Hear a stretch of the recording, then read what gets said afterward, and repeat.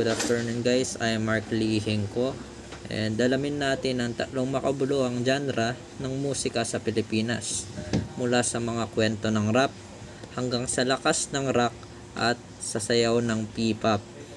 Atin ang unahin ang Filipino rap at hip-hop. Sa paglalarawan ay ibig sabihin ang Filipino rap ay nagsisilbing salamin ng tunay na kalagayan ng lipunan, kultura at damdamin ng kabataan. Sa estilo naman, pinaghalo-halo ang mga lokal na wika gaya ng Tagalog at iba pang regional na lengguwahe at banyagang wika o English, sabay sa tugtog ng pandaigdigang hip-hop. Ang halimbawa nito ay ang Lord Patawad ni Basilio, isang tula na ng pakikipaglaban at pag-asa. Ang kantang ito ay maituturing na isang makapagbagbag damdaming tula na naglalarawan ng mga pagsubok at pag-asa ng isang individual sa gitna ng kahirapan at pagkakasala. So, ang Filipino rap ay hindi lamang musika, kundi isang makapangyarihang paraan ng pagbabahagi ng karanasan, damdamin at panlipunang katotohanan. Ginagamit ito ng kabataan upang ipahayag ang kanilang tinig sa paraang malikhain at makabuluhan.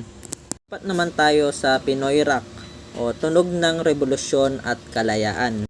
Noong 1970s, lumaganap ang Pinoy rock bilang simbolo ng protesta, revolusyon at pagnanais ng kalayaan, lalo na nung panahon ng batas militar. Ang impluwensya naman nito is ang tunog ng Pinoy rock ay naging mas makulay at malawak dahil sa impluwensya ng punk rock, alternative rock at metal. Mga genre na kilala sa pagiging matapang at mapanlikha. Ang kilalang awit naman dito is Kay Tagal Kitang Hinintay by Sponge Cola. Ito ay mix ng Pinoy rock at alternative rock, pero ito na rin yung nilagay ko. Ang kantang ito ay isang halimbawa ng modernong Pinoy rock na nagpapakita ng emosyonal na lalim, lalo na sa tema ng pag-ibig at pag-asam. Ang Sponge Cola ay kilalang banda sa eksenang Pinoy rock noong 2000. Ang Pinoy rock ay hindi lang basta tunog, ito ay isang kilusan. Mula sa pagiging boses ng revolusyon at protesta noong 1970s, naging daluyan din ito ng emosyon, pananaw at damdaming makabayan. Pinagyaman ito ng iba't ibang genre at patuloy na bumabalik sa puso ng mga Pilipino. At tayo pumunta na sa pinakahuling genre natin, ang P-pop, bagong henerasyon ng Pinoy pop. Ang P-pop ay hinubog ng iba't ibang banyagang genre tulad ng K-pop, J-pop at Western pop. Pinagsama-sama ang mga ito upang lumikha ng sariling tatak ng Pinoy na musika. Ang katangian nito is kadalasang madaling sabayan, makapagbagbag damdamin at may mahusay na choreography ang mga P-pop performances.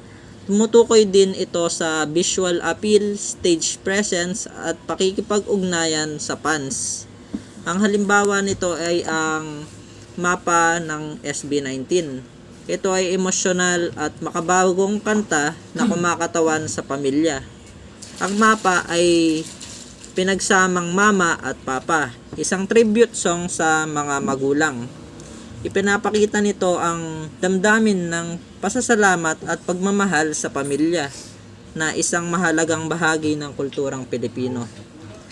So, ang P-pop ay isang bagong forma ng modernong musika ng kabataang Pilipino. Bagamat may impluwensya mula sa ibang bansa, bit-bit nito ang sariling kwento, wika at damdamin ng mga Pilipino.